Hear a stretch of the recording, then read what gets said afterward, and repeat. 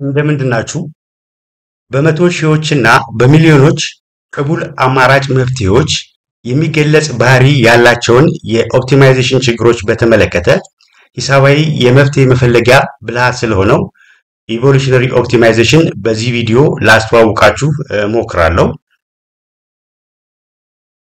ኢቮሉሽነሪ ኦፕቲማይዜሽን መሰረቱን የዳርዊን ኢቮሉሽን ቲዮሪን ያደረገ የቅርብ ጊዜ ግኝት ሲሆን የኦፕቲማይዜሽን ተመራማሪዎች በዳርዊን ዝግመታዊ ሰርቫይቫል ኦፍ ዘ ፊተስት ቲዮሪ ተመስጠው እጅግ ከፍተኛ ቁጥር ፊዚብል ሶሉሽን ላላቸው የኦፕቲማይዜሽን ችግሮች በዝግመት ወይንም ግራጁዋሊ ኦፕቲመም መፍትሄ ላይ የሚደረስበትን ወይንም የሚቀረብበትን ሂሳባዊ ብልሃት እንደቀመሩ ነው የሚነገረው። የኢቮሉሽነሪ ኦፕቲማይዜሽን ችግሮች እንደሌሎቹ የኦፕቲማይዜሽን ችግሮች ለምሳሌ እንደ ሊኒየር ኦፕቲማይዜሽን እና ኢንቲጀር ኦፕቲማይዜሽን ማኑዋሊ በእርሳስ በወረቀት ምን ፈታው አይደለም፣ የግድ የኮምፒውተር እገዛ የሚፈልግ ነው። ከኢቮሉሽነሪ ኦፕቲማይዜሽን ጋር በተያያዘ በመጽሐፎችና በኦፕሬሽን ሪሰርች ሊትሬቸሮች ሁልጊዜ ሳይጠቀስ የማይታለፍ አንድ የዘወትር ምሳሌ አለ። ያም the traveling salesperson problem ይባላል። the traveling salesperson problemን በደፈናው ስንገልጸው it is the problem of sequencing n number of activities so that the costs, time, distance or profit related with these activities will be minimum ነው ዲፋይን ስናደርገው ማለት ነው። በዚህ መልኩ ነው የምንገልጸው። ከስሙ ተነስተን የምንረዳውን የሽያጭ ባለሙያዎች የጉዞ ችግርን ብቻ እየተመለከተ አይደለም። ምክንያቱም ከትራቨሊንግ እና ሴልስ ፐርሰን የተዋቀረ ስለሆነ ችግሩ ማለት ነው። በሌሎች ችግሮችም በተመሳሳይ ማትማቲካል አደረጃጀት ልንተገብረው የምንችለው ነው። ይሄ ዘ ትራቨሊንግ ሴልስ ፐርሰን ፕሮብለም ከስሙ መነሻ ከሆነው ከሽያጭ ባለሙያዎች ጉዞ ችግር ብንጀምር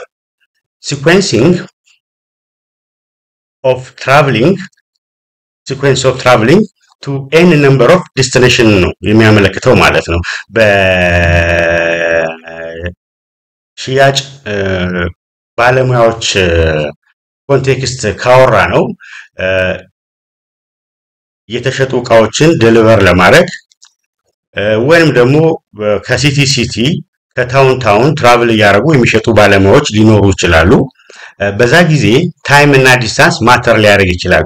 የትኛውን ታውን ወይንም ሲቲ ፈርስት ቪዚት አድርጎ ሁለተኛ ላይ ደግሞ የትኛው ሲቲ መቀጠል አለበት፣ ፋይናሊ ደግሞ መጨረሻ ላይ የሚሆነው የትኛው ነው፣ ከዛ ደግሞ ወደ ተነሳበት ወደ ኦፊስ ለመመለስ የትኛውን ሲኩዌንስ ፎሎ ማድረግ አለበት የሚለውን ችግር ነው የሚነግረን።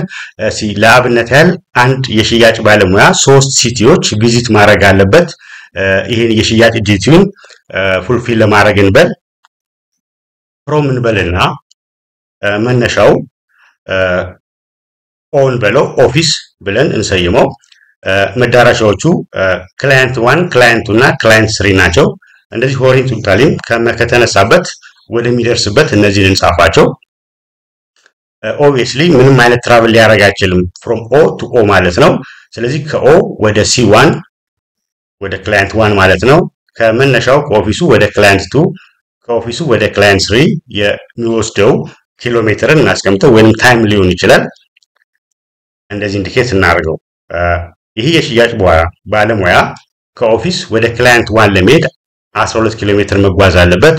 ክላይንቱ ጋር 6 ክላይንት 3 ጋር 8 ዋንስ ክላይንት 1 ጋር ከደረሰ በኋላ ደግሞ ፍሮም እንላለን። አንዴ የደረስንበት ለሚቀጥለው ትራቨሊንግ ዲቲ እንደ መነሻ ያገለግለናል። ከክላይንት 1 ወደ ኦፊስ ለመመለስ 12 ኪሎ ሜትር ያስጉዛል። ከክላይንት 1 ወደ ክላይንት 2 ለመሄድ 10 ኪሎ ሜትር ርቀት አለው። ከክላይንት 1 ወደ ክላይንት 3 9 ኪሎ ሜትር ርቀት አለው። ሌሎቹንም በተመሳሳይ የምናነባቸው ይሆናል። ስለዚህ ጥያቄው ምንድነው? የትኛውን ክላይንት አስቀድሞ የትኛውን አስቀጥሎ የትኛውን ክላይንት መጨረሻ አድርጎ ከዛ በኋላ ወደ ኦፊስ ይመለሳል ሶ ዛት ትራቭሊንግ ዲስታንሱ ሚኒመም እንዲሆን የሚለውን ጥያቄ ነው የምንመልስበት ማለት ነው። ከጉዞ ጋር በተገናኘ ከሽያጭ ባለሙያዎች ባሻገር ሌላ ምሳሌም መጥቀስ እንችላለን። ለምሳሌ በውትድርናው ኦፕሬሽን ወታደሮች ወይንም ፖሊሶች ፓትሮል ሊያረጉ ይችላሉ የተለያዩ ሎኬሽኖችን። መነሻቸው ኦ ምንለው እዚህ ጋር ካምፕ ሊሆን ይችላል ወይንም ፖሊስ ስቴሽኑ ሊሆን ይችላል። ፓትሮል ሲያረጉ ከካምፕ ተነስተው ሎኬሽን 1 ወይንም ሳይት 1ን ፓትሮል ለማድረግ የ12 ኪሎ ሜትር ዲስታንስ አለው ወይንም 12 ሚኒት ያስኬዳልን እንችላለን። ከካምፕ ተነስቶ ሳይቱን ደግሞ ፓትሮል ለማድረግ 6 ኪሎ ሜትር፣ ከካምፕ ተነስቶ ሳይት 3 ደግሞ 8 ኪሎ ሜትር። ዋንስ አንደኛው ሳይት ጋር ከደረሰ በኋላ ወደ ሌሎቹ ሳይቶች ደግሞ ፓትሮል ለማድረግ የሚያስፈልገውን ኪሎ ሜትር በዚህ መልኩ አስቀምጠነው ሶ ዛት በአጭር ጊዜ ውስጥ ፓትሮሉ እንዲጠናቀቅ ከተፈለገ መጀመሪያ፣ ሁለተኛ፣ ሶስተኛ፣ አራተኛ መሆን ያለበት ሲኩዌንስ ኦፍ ትራቭሊንግ የትኛው ነው የሚለው ጥያቄ እንመልስበታለን ማለት ነው።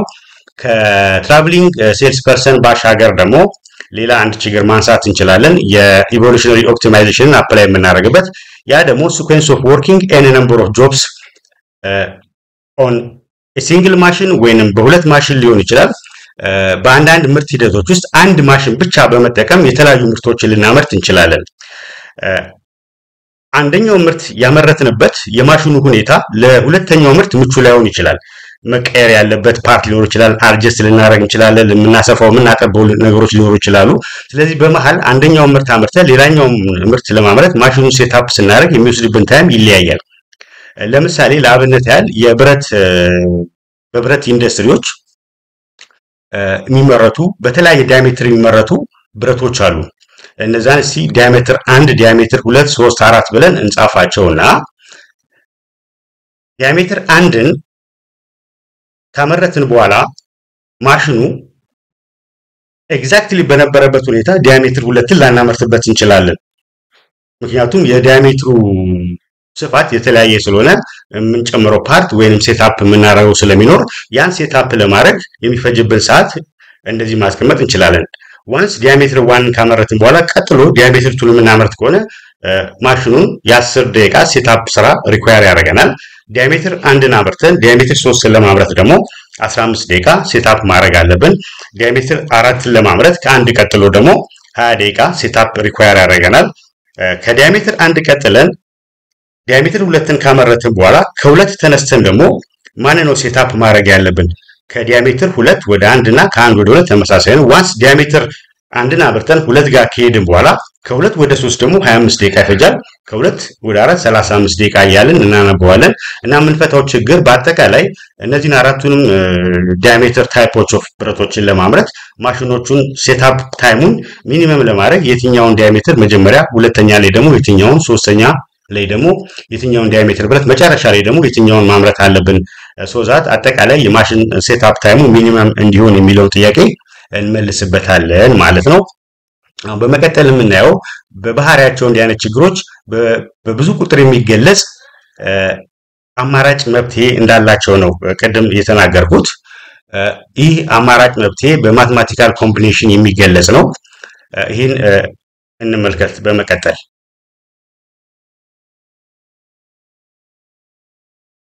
የትራቭሊንግ ሴልስ ፐርሰኑን የትራቭሊንግ ሲኩዌንስ አማራጭ መፍትሄዎችን እናያቸው። አሁን መነሻው ኦ ነው ብለናል። ኢት ካን ቢ ዘ ኦፊስ ወይንም ከቤቱ ሊሆን ይችላል። ኤኒዌይ ሶስቱን ከስተመሮች ያሉበት ቦታ መሄድ አለበት፣ ቪዚት ማድረግ አለበት። ከኦ ወደ C1 ወደ ክላይንት 1 ዋንስ ክላይንት 1 ከደረሰ በኋላ ደግሞ ወደ ክላይንት 2፣ ክላይንት 2 ከደረሰ ወደ ክላይንት 3፣ ክላይንት 3 ከደረሰ ደግሞ ወደ ኦፊስ መመለስ ይችላል። ይሄን እንደ አንድ አማራጭ እናስቀምጠው። ኦ ከመነሻው ወደ ክላይንት 1፣ ከክላይንት 1 ወደ ክላይንት 2፣ ከክላይንት 2 ወደ ክላይንት 3፣ ፋይናሊ ደግሞ ባክ ቱ ሆም ከክላይንት 3 ተነስቶ ወደ መነሻው ይመለሳል። ይሄ ማለት እንደዚህ ማስቀመጥ እንችላለን። መነሻው ኦ ነው። ከኦ ወደ ክላይንት 1 ምክንያቱም ከኦ ወደ ኦ ምንም ትራቨል ማድረግ ስለማይጠበቅበት there will not be any activity ከመነሻው ወደ መነሻው ባዶ የሆነበት ምክንያት ለዛ ነው። ወደ ክላይንት 1 ትራቭል አረገ እዚህ ጋር ደረሰ ክላይንት 1 ጋር ከደረሰ ካሁን በኋላ ክላይንት 1 እንደመነሻ ያገለግላል ሌሎቹን ክላይንቶች ለመጎብኘት ማለት ነው እንደመነሻ ያገለግላል ስለዚህ now the destination point of client 1 it serves as initial point ማለት ነው ስለዚህ client 1 from እንልና ከክላይንት 1 ወደ ክላይንት 2 ያለው ወደ ክላይንት 2 እንመጣለን once client 2 ጋር ከደረሰ ከዛ ተነሱ ደግሞ client 3 ጋር መሄድ ይችላል ከክላይንት 2 ወደ client 3 finally client 3 እንደመነሻ ያገለግላል ወደ መነሻው ወደ ኦፊሱ ይመጣል ማለት ነው ከክላይንት 3 back to the office ይሄ ሲኩዌንስ በዚህ የሲኩዌንስ አማራጭ አጠቃላይ ትራቨሊንግ ዲስታንሱ 12 ሲደመር 10 ሲደመር 7 ሲደመር 8 ነው እንደሚከተለው ይሆናል ማለት ነው 37 ኪሎ ሜትር ያስጉዟል ይሄኛውን ሲኩዌንስ ከመረጠ ማለት ነው ሌላ ሲኩዌንስ ደግሞ ሁለተኛ ሲኩዌንስ ደግሞ ከኦፊስ ወደ ክላይንት 1 ከክላይንት 1 ወደ ክላይንት 3 ከ3 ወደ 2 ከ2 ደግሞ ወደ ኦፊስ ባክ ማድረግ ይችላል ይሄ ደግሞ እንደዚህ ይገለጻል ከኦፊስ ወደ ክላይንት 1 ክላይንት 1 አሁን እንደመነሻ ያገለግላል ቀጥታ ወደ ክላይንት 3 ትራቨል ያደርጋል ከክላይንት 3 በመነሳት ደግሞ የቀረው ማን ነው ክላይንት 2 ነው ያልተጎበኘው ክላይንት 2 ጋር ከደረሰ በኋላ ከክላይንት 2 ደግሞ ወደ ኦፊስ ባክ ያደርጋል ማለት ነው በዚህ የትራቨሊንግ ሲኩዌንስ ደግሞ አጠቃላይ ኪሎ ሜትሩ 12 ሲደመር 9 ሲደመር 6 ሲደመር 7 ነው ይህ 34 ኪሎ ሜትር ነው ሌላ ሶስተኛ ትራቨሊንግ ሲኩዌንስ ሶሉሽን አማራጭ ደግሞ ከኦ ወደ ክላይንት 2 ጋር ከደረሰ በኋላ ወደ ክላይንት 1 ክላይንት 1 በኋላ ክላይንት 3 ጋር መጨረሻ ላይ ደግሞ ከክላይንት 3 ተነስቶ ወደ ኦፊስ መመለስ ይሄ ማለት ደግሞ from O to client 2 from client 2 ደግሞ ቀጥታ ወደ ክላይንት 1 ከክላይንት 1 እዚህ ጋር ወደ ክላይንት 3 ዳይሬክትሊ ይመጣል 9 ኪሎ ሜትር ተጉዞ ፋይናሊ ክላይንት 3 ጋር ከደረሰ በኋላ ክላይንት 3 መነሻ ይሆንና ወደ ኦፊስ ትራቨል ያደርጋል በዚህ ሲኩዌንስ ደግሞ አጠቃላይ ትራቨል ያደረገው ኪሎ ሜትር 9 6 ሲደመር 9 ሲደመር 10 ሲደመር 8 ይሆናል 33 በተመሳሳይ ሂደት ያሉትን አጠቃላይ አማራጭ ሲኩዌንሲንግ ሶሉሽን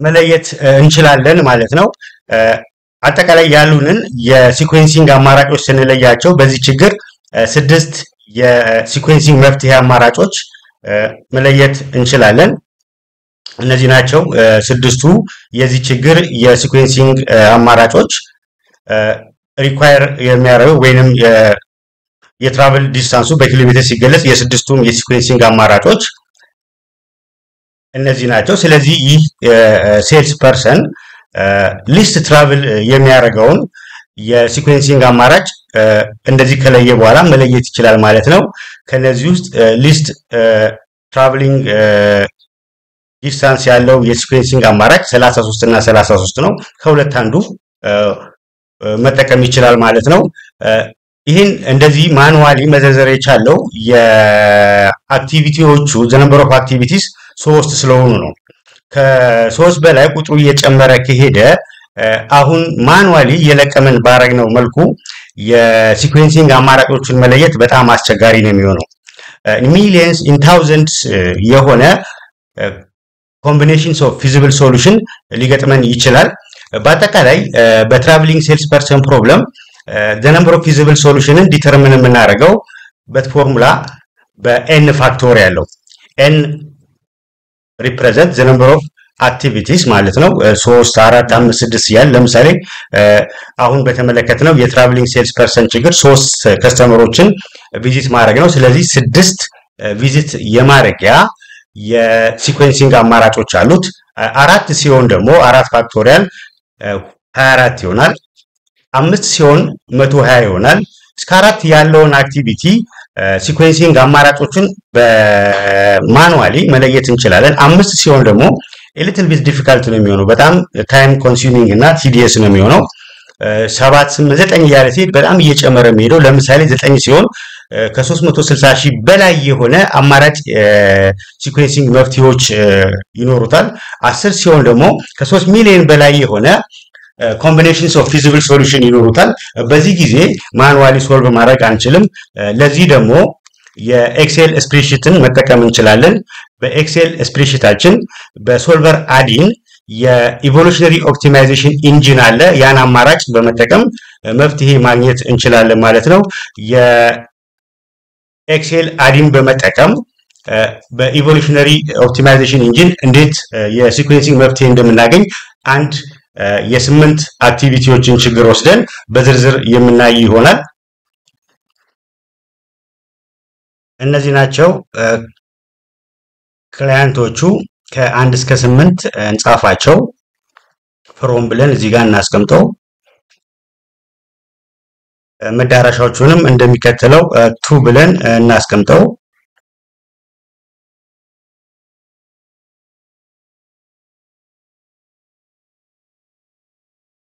በዚህ ቴብል ውስጥ የምናያቸው ቁጥሮች ከመነሻው ከኦፊሱ ወደ እያንዳንዱ ክላይንት በሚያደርገው ትራቭል የሚወስደው የኪሎ ሜትር ርቀት ነው። መነሻው ኦ ካለው ከኦ ወደ ኦ ምንም ትራቭል አያረግም ሴልስ ፐርሰኑ። ስለዚህ ዲስታንሱ 0 ነው።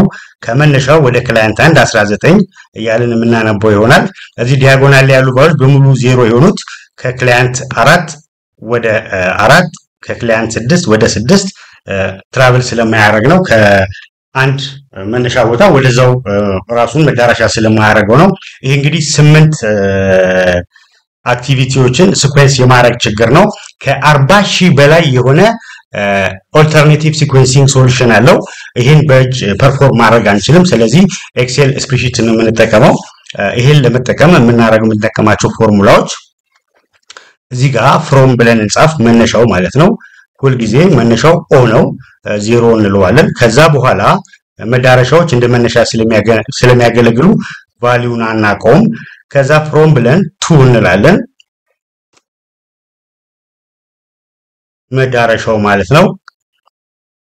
ከዛ ጊቭን መነሻ ወደ አንደኛው ክላይንት ጋር ትራቨል ሲያደርግ የሚወስደው ዲስታንስ ብለን እዚህ ጋር እንጻፈው።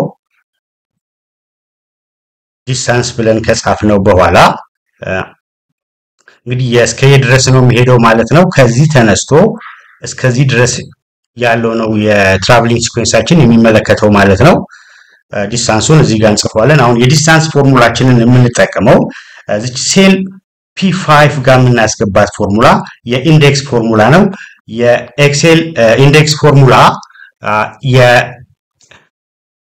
የነምበሮች ኮለምን እና በሮ ያስቀመጥናቸው ነምበሮች ኢንተርሴክሽን ፖይንት ሎኬት የሚያደርግልን እዚህ ጋር ሴል P5 ጋር የምትገባው ቫልዩ ኦፕቲማል ለው የተባለው ሲኩዌንሲንግ ከመነሻው ተነስቶ መጀመሪያ ላይ የሚሄድበት ቦታ ለምሳሌ ከኦ ወደ 5 ከሆነ ትክክለኛው የተባለው ሲኩዌንስ 5 እዚህ ጋር ያስገባልናል ማለት ነው። ስለዚህ ከኦ 5 ጋር ስንመጣ ከመነሻው ወደ ክላይንት 5 ጋር በሚደረገው ትራቭል ያለውን ዲስታንስ እዚህ ጋር ያስቀምጥልናል ማለት ነው። ስለዚህ ኢንተርሴክሽን ፖይንት የሚያደርግልን እዚህ ጋር ያለውን ሮ ቫልዩ እና እዚች ጋር ያለችውን ኮለመን ቫልዩ ነው ኢንተርሴክሽን ፖይንቱን የሚነግረን ማለት ነው። ስለዚህ እቺኛዋ ሴል P5 ጋር የምትገባው ፎርሙላ እቺ ናት ማለት ነው። ኢንዴክስ ከD5 እስከ L13 ማለት የዳታችን ያለበት የቴብል አሬ ነው ይሄ ማለት ነው። እሱም ከD5 እስከ L13 ያለውን ሪፈረንስ ሴል አርገን እዚህ ጋር የሚቀመጡት የመነሻና መዳረሻ የሮና የኮለመን ቫልዩዎችን ሎኬት አርግልን ማለት ነው። ስለዚህ እዚች ጋር የምትገባውና እዚች ጋር የምትገባው ቫልዩ የዲስታንሱን ኢንተርሴክሽን ፖይንት ነው የሚነግረን ማለት ነው። ስለዚህ እዚች ጋር ኢኳል ቱ ብለን ኢንዴክስ እንላለን። ኢንዴክስ ብራኬት ከፍተን ሪፈረንሳችን ከዚህኛው ከD5 እስከ L13 ያለው ዳታ ነው። ከዛ ኮማ እናደርግና የምንጠቀመው እንደ ሪፈረንስ የሮና ኮለመናችን N5 ጋርና O5 ጋር የሚገቡት ቫልዩዎች እዚህ ጋር እንደ ሪፈረንስ ያስቀመጥነው ቴብል አሬ ሮና ኮለመን ኢንተርሴክት የሚያደርጉበትን ቦታ ይነግረናል ማለት ነው። ስለዚህ ኮማ ብለን ኤን 5 ማለት ሁልጊዜ መነሻው የመጀመሪያው 0 ነው። 0 የሚባል ደግሞ በኤክሴል ቋንቋ 0 የሚባል ሮ ወይንም ኮለመን ስለሌለ የመጀመሪያው የሚሆነው 0+1 ነው የምንለው። ስለዚህ የመጀመሪያው ኮለመናችን ይሄ ነው የሮአችን። የመጀመሪያው ኮለመን ደግሞ ዲ ነው በሪፈረንሳችን ማለት። ስለዚህ 0 ብለን ከነገር ነው 0 የሚባል ኮለመን ስለሌለ 0+1 ለማለት እዚች ጋር የተቀመጠችው ቫልዩ የኤን 4 ቦታ ላይ ፕላስ 1 ስናረግ 0+1 ማለት የመጀመሪያው ሮ ማለት ነው። ኮማ እናረግና እዚች ጋር የምትቀመጠው ቫልዩ የመጀመሪያው ሴል እዚች ጋር ያለችው ኮለመን 0 የሚባል ኮለመን ስለሌለ 0+1 እናረጋለን። ለዚህ ደግሞ 1+2 ሲሆን ሁለተኛው ኮለመን ማለት ነው በሪፈረንሳችን ማለት ነው። 1 2 እያልን የምንሄደው። ስለዚህ ይሄ 1 መሆን ስላለበት 0+1 እንለዋለን። ያ ማለት ኦ 5 ሲደመር 1 ስንለው አንደኛው ኮለመን ማለት ነው። ከዛ ይሄኛውን ብራኬቱን እንዘጋና ኢንተር እንለዋለን። ለጊዜው እዚህ ጋር ምንም አይነት ቫልዩ ስለሌለ ነው እንጂ ቫልዩ ቢኖር ነበር ለምሳሌ 5 ቁጥርን ብጽፍ ቫልዩ ይሰጠኛል። ያ ማለት 13 ማለት በመጀመሪያው ሮና በአምስተኛው ኮለመን ኢንተርሴክሽን ያለው ቁጥር 13 ነው ማለት ነው። ያንን ለሌሎቹም ይሄን ድራግ እንድናረገው የዶላር ምልክት እናስቀምጣለን። ከዲ በፊት በዲና በ5 መካከል ከኤል በፊት በኤል እና በ13 መካከል ዶላር ምልክት ስናስቀምጥ ለሁሉም ድራግ ማድረግ እንችላለን ማለት ነው። ስለዚህ እዚች ጋር ወይም መጀመሪያ ፎርሙላውን ጽፈን የዶላር ሳይኑን ማስገባት እንችላለን።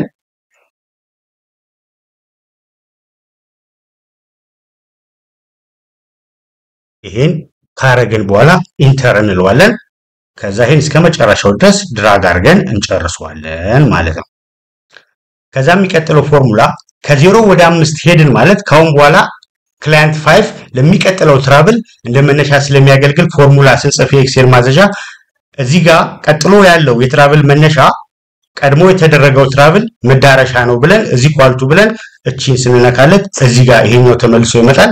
ይሄን ለሌላውም ድራግ እናረጋዋለን ማለት ነው። ለጊዜው ምንም ሶሉሽን ላይ ስላልደረሰ ነው 0 0 የሚሆነው 0 0 ነው የሚሆነው። ይሄንም 0 እናርገው። ይሄም 0 ይሆናል። ምንም እስካሁን ያወቅነው ነገር ስለሌለ 0 እናረጋዋለን። አላማችን ድምር ትራቭል ዲስታንሱ ሚኒማይዝ ማድረግ ስለሆነ እዚች ጋር ድምር ሰም እንላለን። ሰም ብለን መርጠን ከዚህ ያለውን ደምርልን እንለዋለን።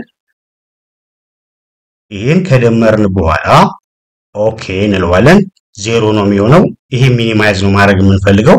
ለጊዜው ምንም አይነት የአማራጭ ሲኩዌንስ ስላለየን 0 ይሆናል ማለት ነው። ይሄን ካረግን በኋላ በመቀጠል የምናደርገው የኤክሴል ሶልቨራችንን እናነቃቃውና ካልተነቃቃ ይሄን የኢቮሉሽነሪ ኦፕቲማይዜሽን ኢንጂን እናዘዋለን ማለት ነው።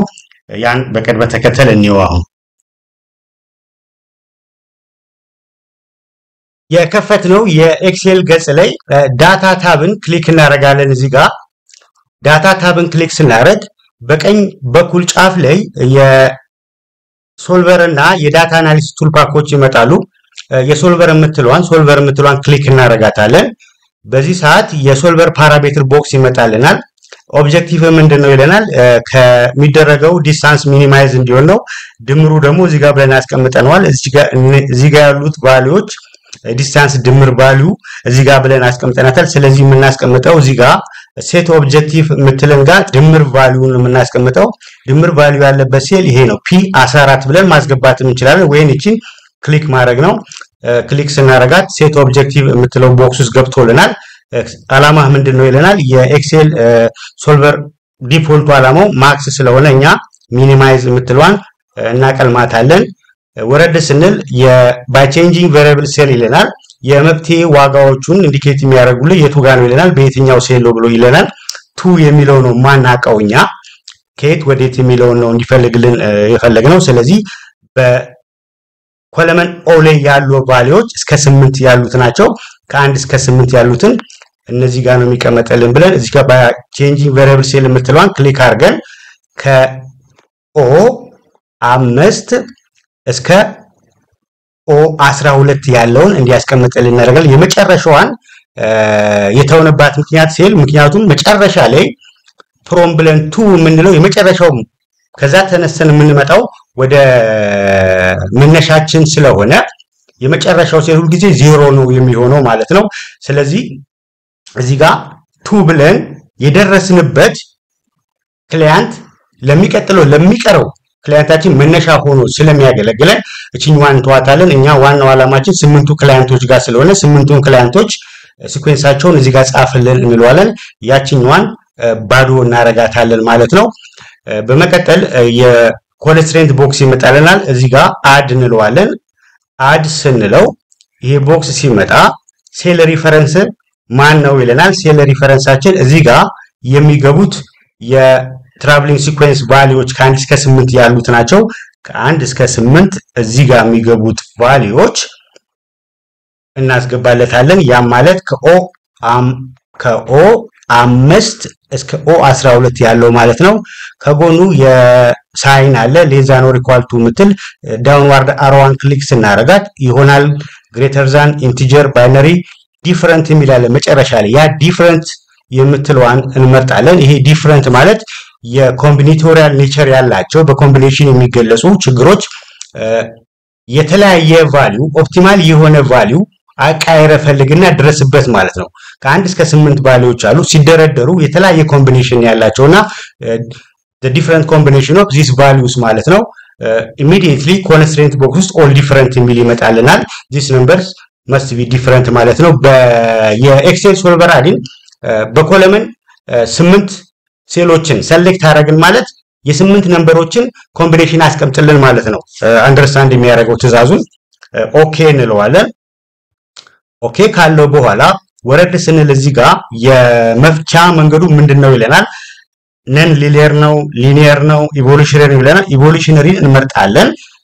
ከዛ በኋላ አንዳንድ ችግሮች ከበድ ያሉ ችግሮች ረጅም ሰዓት ስለሚፈጁ የኤክሴላችን ከ200 ቫሪያብል በላይ አይችልም። አክቹአሊ ሪሜምበር እዚህ ጋር ከ200 ቫሪያብል በላይ የሆኑ ችግሮችን ኤክሴል ስታንዳርድ ኤክሴል ሶልቭ ማድረግ አይችልም። ከ200 በታች ነው 8 ናቸው አክቹአሊ።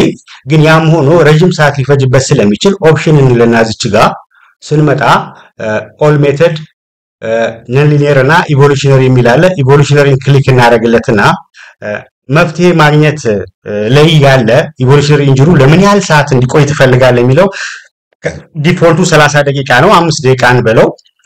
ከዛ በኋላ ኦኬ እንለውና ከፈለግን ሌላ አማራጭ ማስገባት እንችላለን።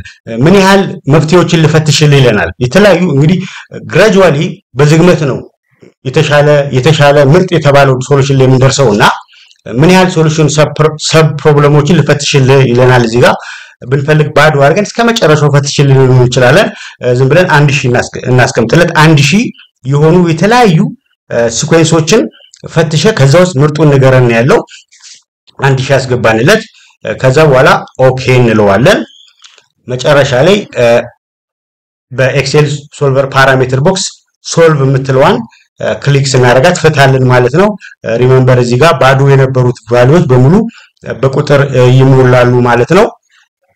እዚች ጋር ሁሉ ጊዜ ፍሮም ምንላት 0 ናት። ሁሉ ጊዜ መነሻችን ከኦፊሱ ወይንም ከቤቱ ሊሆን ይችላል መነሻው እዛ ጋር ራሳችን መጻፍ ይችላል። መጨረሻ ላይም የሚመለሰው ወደ ተነሳበት ስለሆነ እናስቀምጣለን። እነዚህ ጋር ቫልዩዎች እናገኛለን። አሁን ሶልቭ ስንለው ሶልቭ እንበለው። ሶልቭ ስንለው እዚህ ጋር የደረሰበትን ሰብ ፕሮብለም ከታች እየጻፈ ይነግረናል። ሶሉሽን ላይ ሲደርስ ይሄ ቦክስ ይመጣል። the maximum number of sub problems was reached ይለናል። ያስቀመጥነው 1000 የሚሆኑ ሲኩዌንስ አማራጭ ሲኩዌንሶችን ፈትሽልን ብለን የነገርነው 1000ን ፈትሽ ጨርሻለሁ መፍትሄ አግኝቻለሁ ነው የሚለን። ተቀጥላለሁ ከዚህ የተሻለ መፍትሄ ትፈልጋለህ ይለናል። ኮንቲኒው ብለን ማዘዝ እንችላለን ወይንም እዚህ ጋር ስቶፕ ማለት እንችላለን። ስቶፕ እንበለውና መፍትሄውን ነው ይሄ ምን ማለት እንደሆነ ማለት ነው። ኦኬ እንበለው። እዚህ ጋር እንደምንመለከተው ፍሮም መነሻችን ሁሉ ጊዜ 0 ነው። የመጨረሻ መደራሻችን ደግሞ የተነሳንበት 0 ነው። ስለዚህ ከ0 ወደ 3 ከመነሻው ወደ ክላይንት 3 ማለት ነው። 3 ደግሞ ለሚቀጥለው እንደ መነሻ ነው የሚያገለግለው ብለናል። ከ3 ወደ 2 ከ2 ወደ 6 ከ6 ወደ 7 ከ7 ወደ 8 ከ8 ወደ 5 ከ5 ወደ 1 ከ1 ወደ 4 መጨረሻ ላይ ከ4 ተነስተን ነው ወደ መነሻችን የምንሄደው። ይሄ ነው the best የተባለው ሶሉሽን ማለት ነው። ባስቀመጥነው ኮንስትሬንት መሰረት the proper sequencing of this activity ይሄ ሴልስ ፐርሰን ቪዚት ማድረግ ካለበት 8ቱን ክላይንቶች ከመነሻው ወደ ክላይንት 3 ጀምሮ ከ3 ወደ 2 ከ2 እስከ 6 ያለ በዚህ መልኩ ቪዚት ማድረግ አለበት። ይሄን ሲኩዌንስ ፎሎ ሲያደርግ ደግሞ አጠቃላይ ትራቨል ዲስታንሱ 90 ኪሎ ሜትር ብቻ ነው የሚጓዘው ማለት ነው። ከዚህ በላይ ኢምፕሩቭ ማድረግ እንደምንችልም ቼክ ማድረግ እንችላለን። ተመልሰን ሶልቨር ጋር መተን ማለት ነው ሶልቭ እንበለው የተሻለ መፍትሄ የሚሰጠን ከሆነ ማለት ነው። ከ90 የተሻለ መፍትሄ ሊሰጠን አልቻለም። ኦኬን በለውና እንደገና እንጨምርለት የሚፈትሽልንን ምን ያህል ችግሮችን እንደሆነ እስቲ 2000 እንበለው 1000 ያለውን ማክሲመም ነምበር ኦፍ ፕሮብለም ፈትሽልን ያለውን አማራጭ ሲኩዌንሶችን 1000 ብቻ ነበር ያለው 2000 በለው ኦኬን በለውና ሶልቭ እናድርግ። የተሻለ መፍትሄ ምናልባት ካመጣ እናየዋለን ማለት ነው። ልክ 2000 ላይ ሲደርስ ያቆማል። ከቀድሞ የተሻለ መፍትሄ ሊያገኝልን አልቻለም ማለት ነው። ስለዚህ ግራጁዋሊ 1000 ኦልተርኔቲቭ ፊዚብል ሶሉሽን ሰጥተነው እሱን ፈትሾ 2000ዎቹን ፈትሾ መጨረሻ ላይ የደረሰበት 90 ነው ማለት ነው። በዚህ መልኩ የሲኩዌንሲንግ ችግሮችን መፍታት እንችላለን ማለት ነው በኢቮሉሽነሪ ኦፕቲማይዜሽን። የዛሬውን በዚህ አበቃው። በሚቀጥለው ከትራቨሊንግ ሴልስ ፐርሰን ውጪ የጆብ ሲኩዌንሲንግ ለየት ያለ አቀራረብ ስላለው በዛ መለሳለሁ። ደህና ሁኑ። አመሰግናለሁ።